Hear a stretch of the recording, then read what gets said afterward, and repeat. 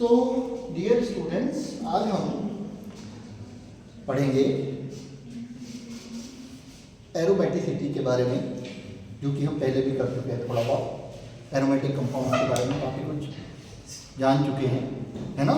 इससे पहले वाली क्लास जस्ट यूनिट का रिवीजन था आपका, जो यूनिट 1 थी उसका रिवीजन किया हमने। अब हम बात करने जा रहे हैं बच्चों एरोमेटिसिटी, ठीक है। एरोमेटिसिटी आज हम दो टॉपिक कवर करेंगे। एक तो पढ़ेंगे एरोमेटिसिटी, ठीक है, उसके साथ में पढ़ेंगे हाकल रूल, ठीक है। फिर उसके बाद हम कवर करेंगे इलेक्ट्रोफिलिक सब्स्टिट्यूशन रिएक्शन, ठीक है।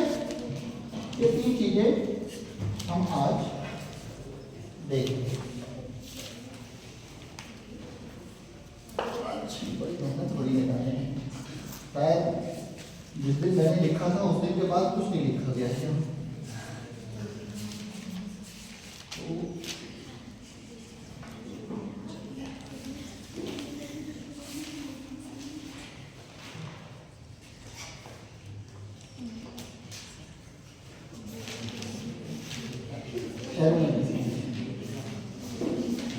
Which compound will be called aromatic? Which compound will be called non-aromatic? Which compound will be called anti-aromatic? यहाँ हम तीन कैटेगरी बनाएंगे कंपाउंड्स की। एक होगा एरोमेटिक, एक होगा नॉन एरोमेटिक और एक होगा एंटी एरोमेटिक, ठीक है।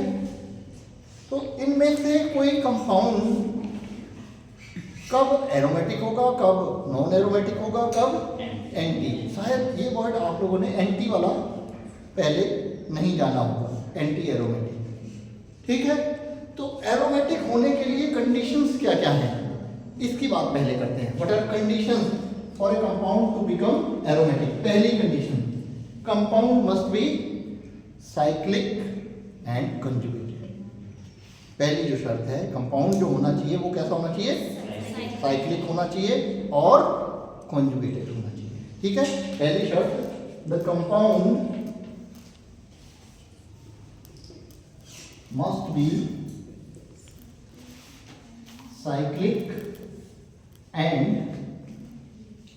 conjugated, ठीक है। साइक्लिक का आप समझते हैं, मतलब समझाने की जरूरत नहीं है। रिंग शेप में हो और उसमें कॉन्जुगेशन होना चाहिए। कॉन्जुगेशन का मतलब है अल्टरनेट पाई बॉन्ड्स और alternate pi bonds with charge. Pi bonds alternate हो चार्ज के साथ तो भी कॉन्जुगेशन होगा, ठीक है। और alternate pi bonds with radical, alternate pi bonds with radical भी हो सकते हैं, ठीक है। जनरली चार्ज ही होता है, कोई दिक्कत? इतना समझ में आ रहा है।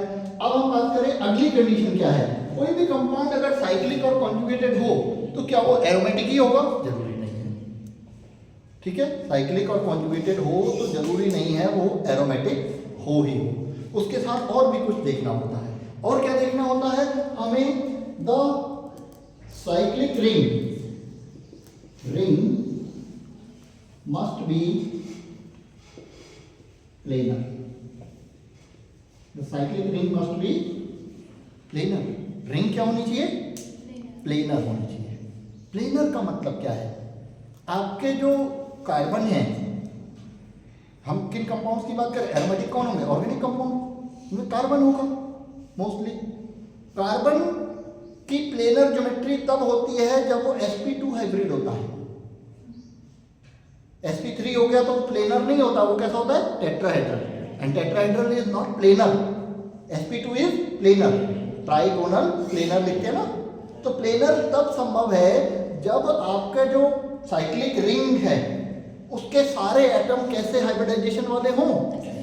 sp2, ठीक है, तब वो प्लेनर रिंग होगी। तो यानी इस बात को लिखने का एक दूसरा मतलब और है कि हम ये कहना चाह रहे हैं कि all the atoms of the ring should be sp2 hybrid, right. अगर एक भी sp3 आ गया तो आपका कंपाउंड एरोमेटिक नहीं होगा। क्यों नहीं होगा? क्योंकि रिंग प्लेनर नहीं होगी, ठीक है। तो all the atoms of the ring should be should be sp2। सारे एटम्स कैसे होने चाहिए? sp2 हाइब्रिड होने चाहिए। अब sp2 हाइब्रिड होने की वजह से क्या होता है, एक और चीज होती है उनमें, एक और चीज रहती है जिसको हम नोटिस नहीं करते हैं। sp2 हाइब्रिडाइजेशन जब होगा, p ऑर्बिटल होते कितने हैं? 3। हाइब्रिडाइजेशन में कितने चले गए? 2। एक क्या बच गया? Unhybrid p orbital. एक क्या बचा? Unhybrid p orbital. मींस अब साथ में अगर सारे एटम sp2 होंगे तो हर एटम्स के पास क्या बच जाएगा? एक अनहाइब्रिड p ऑर्बिटल। तो यही बात कहने के साथ हम ये भी कह दे रहे हैं कि क्या each atom of the ring must contain unhybrid p orbital भी होना चाहिए उसमें। हर एक एटम, रिंग के हर एक एटम, जैसे ये बेंजीन रिंग है, आप जानते हैं एरोमेटिक होती है ना, और हर कार्बन ने डबल बॉन्ड बनाया, और डबल बॉन्ड बनाया होता है तो हर कार्बन क्या होगा? sp2। Means each carbon is having one unhybrid p orbital. Means each atom, तीसरी बात क्या है? Each atom of the ring must have unhybrid p orbital, right? अब ये क्यों चाहिए, थोड़ा सा ये भी समझा देता हूँ, p ऑर्बिटल इसलिए चाहिए अनहाइब्रिड p ऑर्बिटल। जो कॉन्जुगेटेड सिस्टम है, कॉन्जुगेटेड सिस्टम में होता क्या है कि जो सारे इलेक्ट्रॉन हैं, जैसे आप जानते हैं ना, ये 5 इलेक्ट्रॉन ये सर्कुलेट होते रहते हैं, घूमते रहते हैं, डीलोकलाइज होते हैं ना। डीलोकलाइज कैसे होते हैं? कभी इधर कभी इधर। ये किसी भी रिंग में पाई इलेक्ट्रॉन्स का डीलोकलाइज होना बहुत जरूरी है एरोमेटिक होने के लिए, और वो डीलोकलाइज तभी हो पाएंगे जब सब में एक p ऑर्बिटल हो। जैसे इधर पाई बॉन्ड उधर बना हुआ है, एक p ऑर्बिटल इधर भी है, तो इसके पाई बॉन्ड को इधर बना सकते हैं। अगर इधर का p ऑर्बिटल मिसिंग हो जाएगा ना तो डीलोकलाइजेशन टूट जाएगा, जो कॉन्जुगेशन होगा वो ब्रेक हो जाएगा, वो हो नहीं पाएगा इधर, क्योंकि इधर के पाई बॉन्ड को इधर ट्रांसफर करने के लिए क्या चाहिए? हर एक, जैसे ये पाई बॉन्ड है, इसको इधर लाना है ना, यहाँ पे इधर भी लाते हैं ना, तो वो तभी आएगा जब इधर भी p ऑर्बिटल हो और इधर भी p ऑर्बिटल हो। कहीं भी एक मिसिंग हो गया तो वो कॉन्जुगेशन आपका आगे बढ़ नहीं पाएगा, वहीं पर रुक जाएगा। ठीक है। अब last one is most important, जिसकी मैं बात कर रहा था। Last one is the molecule must fulfil the condition of Huckel rule, या molecule must follow Huckel rule, यानी कि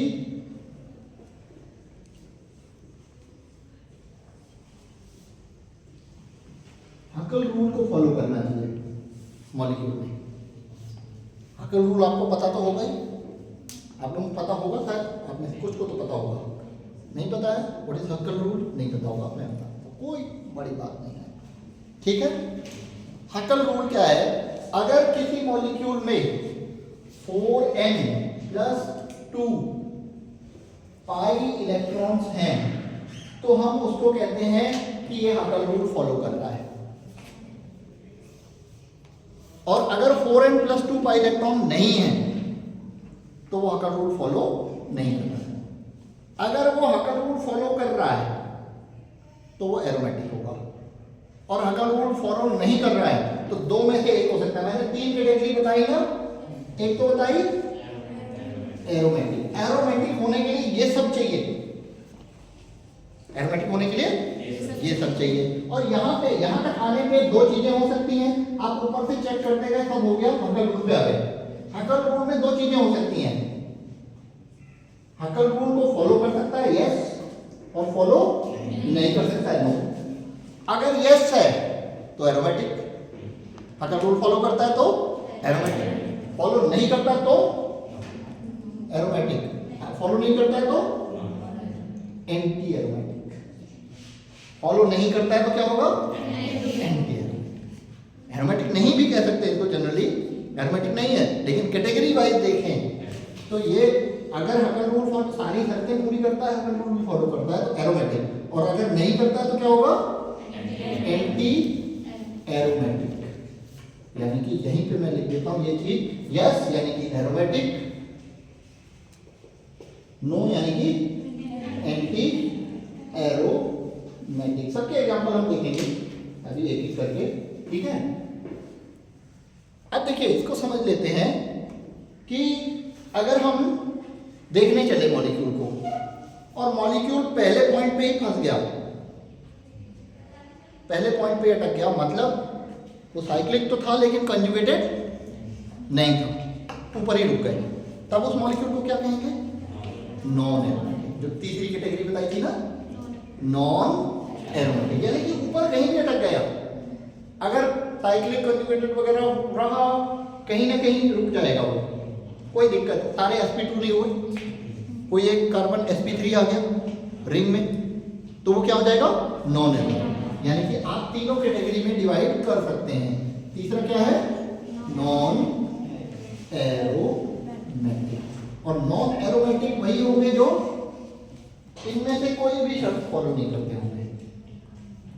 भाई हक्कल रूल हम लगाते ही तब है, अप्लाई ही तब करते हैं जब ये शर्तें फुलफिल कर रहा होगा, तब हम हक्कल रूल की बात करते हैं। अब हक्कल रूल को थोड़ा सा डिटेल में जान लेते हैं। यहां n की वैल्यू 0 रख दें। If n equals to 0 then कितने पाई इलेक्ट्रॉन्स आएंगे? 2। यानी कि पहला नंबर क्या आएगा? 2 पाई। कोई मॉलिक्यूल साइक्लिक है, कॉन्जुगेटेड है, सारे sp2 हैं और p ऑर्बिटल है और उसमें इलेक्ट्रॉन कितने हैं? 2 pi. Will be called what? Aromatic. अब n इक्वल्स टू क्या रखते हैं? 1। क्या वैल्यू आएगी? 6 पाई। Very good. कितनी आएगी? 6 पाई सिस्टम आ जाएगा। 6 पाई सिस्टम इज हकल सिस्टम। जिस जो हकल रूल को फॉलो करता है वो हकल सिस्टम कहलाता है, ठीक है। 6 पाई होंगे, वो भी ये देखिए कितने पाई इलेक्ट्रॉन होंगे? पाई इलेक्ट्रॉन पाई बॉन्ड के दुगने होते हैं। एक पाई बॉन्ड 2 इलेक्ट्रॉन से बनता है ना, तो 1 पाई 2 पाई 3 पाई, 3 पाई है तो कितने इलेक्ट्रॉन हो गए? 6 पाई इलेक्ट्रॉन का एग्जांपल ये है, ठीक है। क्या है? एरोमेटिक। अगला L इक्वल्स टू 2 रखें तो क्या वैल्यू आएगी? 10 पाई, ठीक है। 10 पाई भी क्या होता है? एरोमेटिक, ठीक है। 10 पाई इलेक्ट्रॉन, यानी कि पाई बॉन्ड कितने होंगे इस केस में? 5। पाई बॉन्ड कितने होंगे? 5 होंगे ना, 5 2 जा 10, ठीक है। ऐसे ही और करते हैं, n इक्वल्स टू 3 कर दें, 14 पाई, ठीक है। याद रखें अब यहां हो क्या रहा है, इनमें से कोई भी नंबर 2 की टेबल में नहीं आएगा। इनमें से कोई भी नंबर 2 की टेबल में नहीं आएगा। मैं 2 कह रहा हूं, 4 की टेबल में 2 निकल गया बिल्कुल से, 4 की टेबल में नहीं आएगा। 4n का नाम है। 4 की टेबल में कौन आते हैं? 4 8, ये इसके बीच में आ रहे होंगे। 2 के बाद क्या आएगा? 4, फिर 6, फिर 8, फिर 10, फिर 12। अब ऐसा पाई सिस्टम है जिसमें 4 पाई इलेक्ट्रॉन हैं, तो वो साइक्लिक भी है, सब कुछ है, और पाई इलेक्ट्रॉन कितने हैं? 4, तो वो क्या कहलाएगा? यानी कि एंटी एरोमेटिक जो होते हैं वो कैसे होते हैं? 4n सिस्टम होते हैं। ये है ऊपर जो आप लिख रहे हैं 4n+2, और नीचे जो है वो लिखें क्या? 4n। n की 1 हो वैल्यू तो क्या हो जाएगा? 4 पाई। 2 हो वैल्यू तो क्या हो जाएगा? 8 पाई, और 3 हो वैल्यू तो, यानी कि anti aromatic system are 4n system and aromatic system are 4n+2 system, ठीक है। एरोमेटिक वही होगा जो 4n+2 होगा, ठीक है, और जो 4n+2 नहीं होगा वो एंटी एरोमेटिक होगा। बात समझ में आ गई होगी, वेरी क्लियर। ज़्यादा टाइम नहीं लेंगे, इसको आगे बढ़ाते हैं एग्जाम्पल्स की तरफ, ठीक है।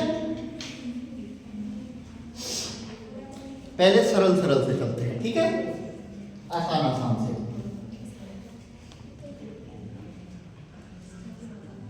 अब मुझे ये बताइए कितने पाई इलेक्ट्रॉन है? साइक्लिक है,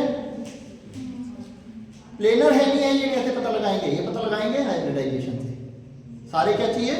sp2। ये देखना होगा कि सभी कार्बन डबल बॉन्ड बना रहे हैं कि नहीं बना रहे हैं? अगर सभी कार्बन डबल बॉन्ड बना रहे होंगे तो वो sp2 होंगे, यानी प्लेनर होगी। ये चेक करने का तरीका है। साइक्लिक हो गई, प्लेनर हो गई, कंजुगेटेड हो गई। तो अब आ जाएंगे किस पे? Huckel rule. Huckel rule follow करेगा ये। कितने पाई इलेक्ट्रॉन्स हैं? Pi electrons are double as the pi bond. Pi bond कितने हैं? 2। पाई इलेक्ट्रॉन कितने हो गए? 4। तो it is 4 pi system. 4 pi system is anti aromatic, right? It is not aromatic, it is anti aromatic. ठीक है, अब ऐसे ही आगे बढ़े। बताइए, साइक्लिक है, कंजुगेटेड है नहीं है? ये बताइए, कंजुगेटेड और प्लेनर है नहीं है? ये भी बताइए। प्लेनर नहीं है, कॉन्जुगेटेड भी नहीं है, कॉन्जुगेटेड है। This is conjugated with respect to charge. अगर 2 सिंगल बॉन्ड आ रहे हैं लगातार लेकिन बीच में चार्ज लगा है, it will be considered as conjugated. और इसमें ये वाला, ये कार्बन है, कार्बन पे प्लस चार्ज हो साइक्लिक सिस्टम में या माइनस चार्ज हो, वो sp2 ही होता है। Carbon having charge in a ring, it will B sp2, याद रखिए। तो यानी कि इसमें ये तो sp2 है, डबल बॉन्ड बना रहा है, ये भी sp2 है और वो भी sp2 है। Means it is cyclic, conjugated and planar, right? Pi electrons 2 pi. This is 2 pi system.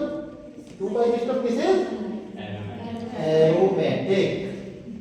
इसका नाम साइक्लोप्रोपीनियम कैटायन है, लिख लीजिए, साइक्लोप्रोपीनियम कैटायन। पॉजिटिव चार्ज है ना, और साइक्लोप्रोपीन है, ईन। साइक्लोप्रोपेन होती है अगर सिंगल बॉन्ड होता, डबल बॉन्ड है तो दिस इज कॉल्ड साइक्लोप्रोपीनियम कैटायन। साइक्लोप्रोपीनियम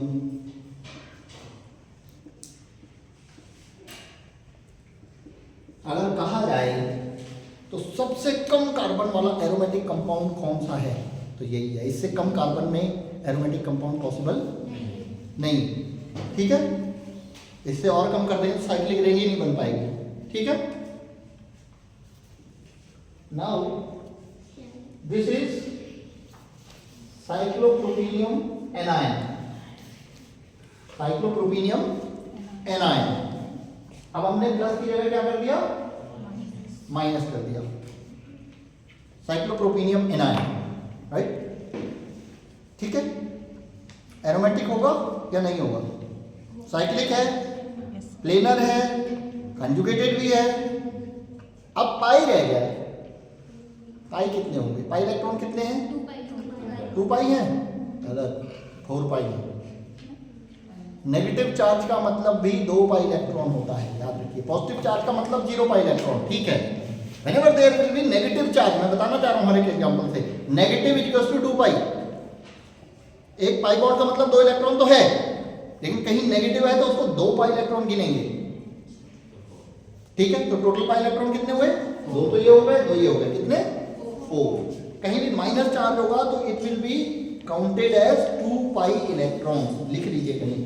तो this is 4 pi system, mean this is anti aromatic, right?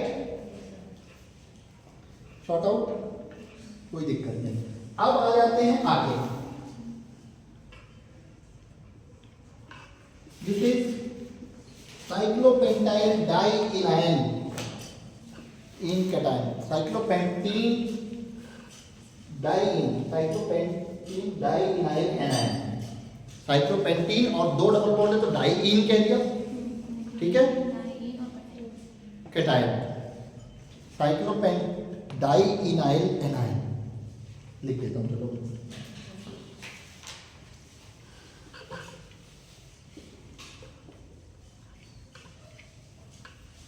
Cation, sorry, cation.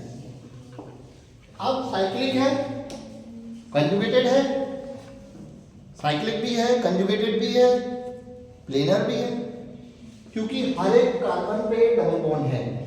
और जहां नहीं है वहां क्या है, प्लस, चलेगा। ठीक है, तो ये क्या है, एरोमेटिक भी है, नहीं एरोमेटिक भी है या नहीं है ये देखना है, एरोमेटिक है कि एंटी एरोमेटिक है। Number of pi electrons count कर लीजिए, 4, वेरी गुड। अब आगे आप लोगों को 4 पाई मीन एंटी एरोमेटिक। अगर पाई इलेक्ट्रॉन्स 4 की टेबल में आ रहे हैं तो एंटी एरोमेटिक, 4 की टेबल में नहीं आ रहे हैं तो एरोमेटिक। बहुत सिंपल है। ठीक है, अब मुझे बताइए ये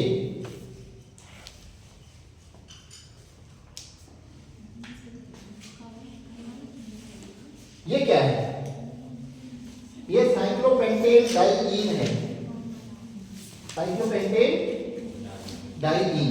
ये क्या है, मैं नहीं बताऊंगा कुछ। तो ये क्या है, नॉन एरोमेटिक, वेरी गुड। ये क्या है, नॉन, ऊपर ही फंस गया क्योंकि ये साइक्लिक तो है लेकिन कंजुगेटेड नहीं है और प्लेनर भी नहीं है, क्योंकि ये वाला कार्बन क्या होगा, sp3। क्यों, क्योंकि कोई पाई बॉन्ड नहीं है इस कार्बन के साथ, तो this will be sp3 and sp3 is not planar. Clear, कोई दिक्कत, तो ये नॉन एरोमेटिक है, नॉन एरोमेटिक। कोई प्रॉब्लम इसमें, कोई प्रॉब्लम नहीं। आगे बढ़ते हैं, प्रॉब्लम आगे बढ़ेगी अभी। ठीक है, now tell me, this is, इसी का यही नाम है साइक्लोपेंट डाइइनाइल एनाइन। ये जितने भी देखो, ये तो था एंटी एरोमेटिक। ठीक है, एरोमेटिक कंपाउंड ऐसे भी आएंगे जिनमें चार्ज होगा और एरोमेटिक कंपाउंड ऐसे भी आएंगे जिनमें चार्ज नहीं होगा। तो दो तरह के एरोमेटिक हो सकते हैं, with charge and without charge. तो ये जब अभी जो देख रहे हैं वो चार्ज वाले हैं फिलहाल। ठीक है, तो बताइए ये aromatic 6 pi, this is 6 pi system. 6 pi mean aromatic, यानी कि इसका नेचर बेंजीन के नेचर जैसा ही होगा, इसका नेचर बेंजीन के नेचर जैसा ही होगा। ठीक है, अब इसको बताइए, तो इसको भी थोड़ा सा देख लेते हैं। अब इसका एक चक्कर है, वो अभी मैं बता नहीं रहा, पहले आप बताओ।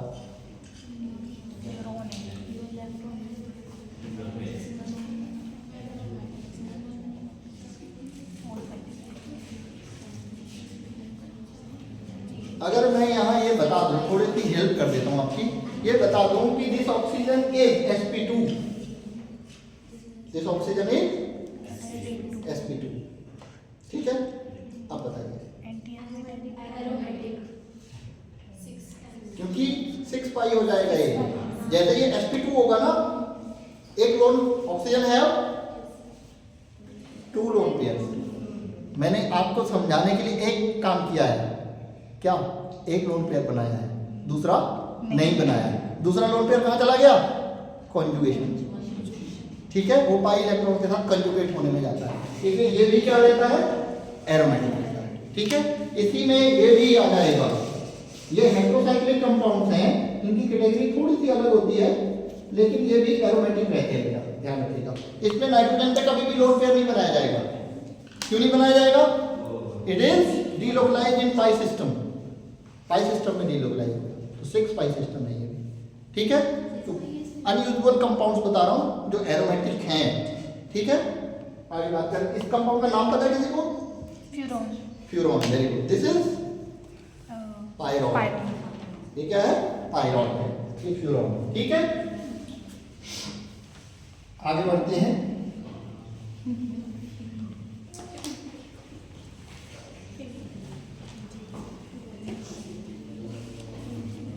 अब नॉर्मल ले लेते हैं, ये तो आप जानते ही हैं, ये देख लेते हैं।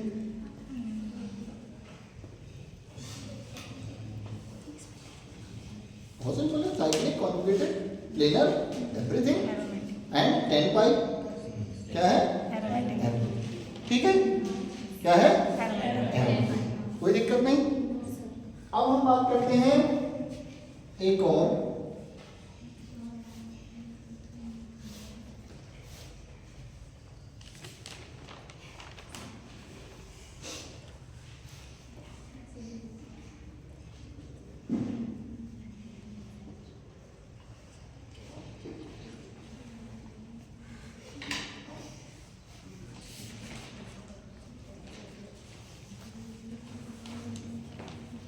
this is cyclooctatetraene.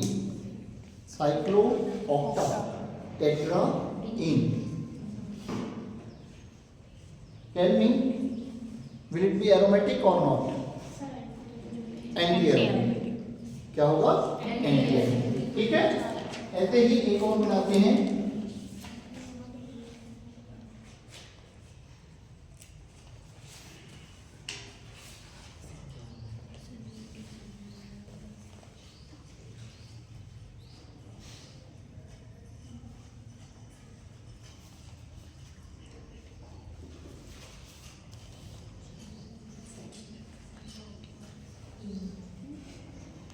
This is tropylium cation. नाम थोड़ा अलग है इसका, क्योंकि इसको इसी नाम से जाना जाता है, इसलिए यही नाम जाता है. इसका नाम होता है ट्रोपाइलियम cation. बेंजीन में कितने हो गए? 6.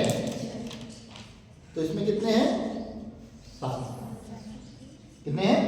1 2 3 4 5 6 7. ठीक है. Will it be aromatic or not? Aromatic होगा, क्योंकि कितने पाई इलेक्ट्रॉन्स हैं? 6. 2 to 4 to 6. ठीक है, 6 पाई है एरोमेटिक. अगर यहीं हम इसको क्या कर दें? Minus, it will become anti aromatic. ये एंटी एरोमेटिक. ठीक है, आई थिंक अब आपको बात समझ में आ गई. हटल रूल, एरोमेटिसिटी का सारा खेल क्लियर है. बता लेंगे, एक क्वेश्चन बेटा एग्जाम में जरूर आने वाला है इस पे कि इनमें से बताइए कौन सा एरोमेटिक है, कौन सा एंटी एरोमेटिक है, कौन सा नॉन एरोमेटिक. ठीक है, किसी भी रूप में आ सकता है, खाली हो सकता है एरोमेटिक पूछ दें, भी आ सकता है, कैसे भी आ सकता है, लेकिन आपको आना पूरा चाहिए, सारी बात आनी चाहिए. समझ में आया? शायद आपको 12th तक एक ही बात पढ़ाई जाती है, एरोमेटिक कौन होते हैं, है ना? सारी बात अब समझ में आ रही है आपको. आ रही है? चलिए अब हम आगे बढ़ते हैं.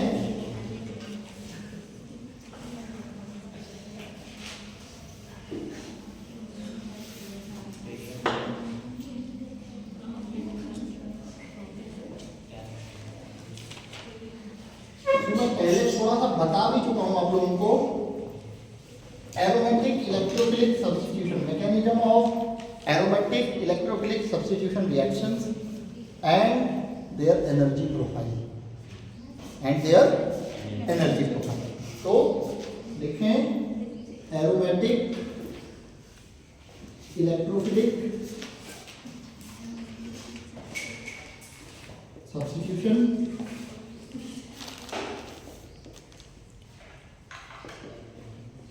and their energy profile.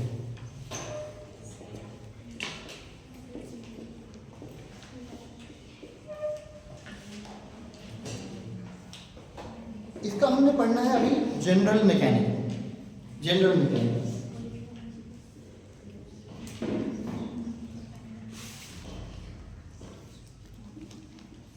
general mechanism of aromatic electrophilic substitution reaction involves 3 steps. जो मैं पहले भी बात कर चुका हूं. First step will be formation of electrophile. How electrophile is being formed in a reaction, right? Formation of electrophile. तो पहला step formation of electrophile.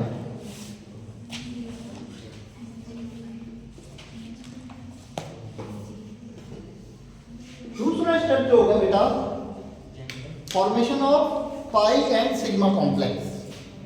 Formation of pi and sigma complex. ठीक है, formation of pi and sigma complex. अब देखिए electrophile बना, electrophile aromatic ring पे attack करेगा, aromatic ring पे अटैक करेगा तो पहले बनेगा पाई कॉम्प्लेक्स, फिर वो कन्वर्ट होगा सिग्मा कॉम्प्लेक्स, ठीक है। और पाई एंड सिग्मा कॉम्प्लेक्स जब बन गया तो लास्ट जो स्टेप होगा वो होगा एरोमेटाइजेशन। मतलब जब किसी एरोमेटिक रिंग से पाई एंड सिग्मा कॉम्प्लेक्स बन जाएगा, now that ring will no longer be aromatic. अब वो रिंग एरोमेटिक नहीं रहेगी, लास्ट स्टेप में वो रिंग फिर से एरोमेटिक बनेगी, एरोमेटाइज होगी, ठीक है। तो लास्ट स्टेप में एरोमेटाइजेशन। अब हम इन सारे स्टेप्स को एक बार देखेंगे, ठीक है, एक बार देखेंगे और फिर हम स्पेसिफिक मैकेनिज्म देखेंगे, ठीक है। तो पहले इसमें तो कुछ भी नहीं है, कोई भी मान लीजिए आपका कोई भी ई एक्स है, तो E positive plus X negative करके ये अलग अलग हो जाएंगे। E positive will behave like a electrophile. अब ये बनने का मेथड रिएक्शन टू रिएक्शन पहला मेथड वेरी करेगा। हर रिएक्शन में पहला जो तरीका होगा इलेक्ट्रोफाइल जनरेट होने का वो डिफरेंट होगा। वो आपको याद रखना होगा कि किस पर्टिकुलर रिएक्शन में इलेक्ट्रोफाइल कैसे जनरेट हो रहा है, ठीक है। दूसरा जो मेथड, दूसरा तरीका, ये दो स्टेप सब में सेम होंगे, बस आपने इलेक्ट्रोफाइल बदलना होगा हर एक रिएक्शन में। तो दूसरे स्टेप की बात करते हैं और दूसरा ही स्टेप सबसे इंपॉर्टेंट है। कैसे होगा ये formation of pi and sigma complex. हम बेंजीन का एग्जांपल लेते हैं, ये है, ठीक है। अब यहां कोई समझ लीजिए पॉजिटिव चार्ज वाला कुछ आ गया बेंजीन के आसपास, और आप जानते हैं कि बेंजीन जो होती है उसके above and below pi electron cloud होता है। पाई इलेक्ट्रॉन सर्कुलेट होते रहते हैं, घूमते रहते हैं, और प्लस किसकी तरफ अट्रैक्ट होगा?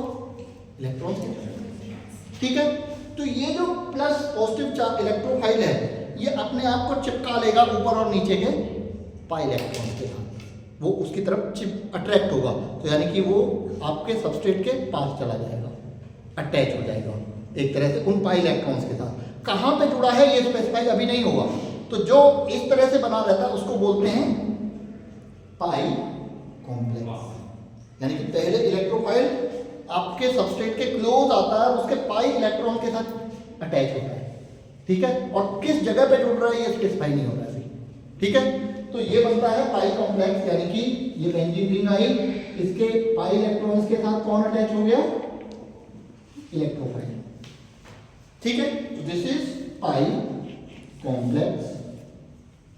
नाउ दिस पाई कॉम्प्लेक्स, अब ये क्योंकि पॉजिटिव चार्ज है तो किसी एक बॉन्ड को ये अफेक्ट ज्यादा कर देगा, जिस एक बॉन्ड को वो अफेक्ट करेगा उस एक बॉन्ड की जगह वो जुड़ जाएगा। यानी ऐसा हुआ अगर मान लीजिए ये वाले बॉन्ड के करीब आ गए, ठीक, ये इलेक्ट्रॉन इधर शिफ्ट कर देगा अपने प्लस की वजह से, इलेक्ट्रॉन्स को दूर हटा देगा, तो एक तरफ माइनस आ जाएगा एक तरफ प्लस, तो जिधर माइनस आएगा वहां इलेक्ट्रोफाइल बॉन्ड कर देगा, जिधर माइनस आएगा। अच्छा आपकी क्लास होगी, अच्छा बस एक मिनट, जहां माइनस आएगा वहां वो बॉन्ड बना देगा। अब क्या होगा, ये पाई कॉम्प्लेक्स जो था वो किसमें कन्वर्ट हो जाएगा? ई जुड़ गया, और पाई बॉन्ड अब किसमें कन्वर्ट हो गया? सिग्मा में। इलेक्ट्रोफाइल ने वहां पे क्या बॉन्ड, कौन सा बॉन्ड क्रिएट कर दिया है? Sigma. Now this is called sigma complex. यानी पहले पाई कॉम्प्लेक्स बनता है फिर सिग्मा कॉम्प्लेक्स। इसको हम कंटिन्यू अगली क्लास में करेंगे, ठीक है। फिर इसमें रेजोनेंस होता है, यहाँ पे प्लस बचा रह जाएगा बेटा, यहाँ पे प्लस बचा रहेगा क्योंकि ये बॉन्ड शिफ्ट हुआ तो यहाँ प्लस यहाँ माइनस, प्लस माइनस बॉन्ड, ई का प्लस था यहाँ माइनस था, प्लस माइनस बन गया यहाँ बॉन्ड, लेकिन प्लस जो पीछे था वो बचा रहेगा, ठीक है। कोई इशू? इसको हम कंटिन्यू करेंगे। सिग्मा कॉम्प्लेक्स बन गया, इसका एनर्जी प्रोफाइल डायग्राम थोड़ा सा मैं बता देता हूँ शॉर्ट में।